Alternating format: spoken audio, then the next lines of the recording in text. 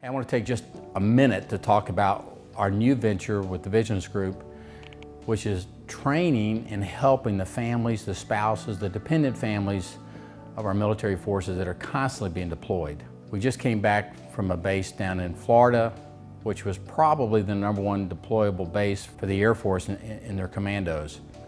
I met with their families. We spent a 2-hour workshop on the base gym that was given to us by the wing commander, which I so appreciate. And the women absolutely ate it up because they know that at any given time their husbands are gone for 2 weeks, 6 weeks, a year.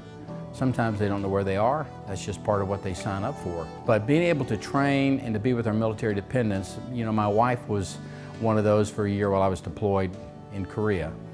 With 3 small children, I wish that I had been able to give her some vigilance training before I departed and was gone for a year, especially with teenage daughters. But we want to get to as many military installations as possible. That could be any branch of the service. The dependent families are the greatest asset that we have in our service. If you've got a deployed soldier, airman, Marine, Coast Guard, anyone that's deployed and not home, and something happens to their family, you're losing that asset. They're coming back home, and it doesn't matter where they're deployed.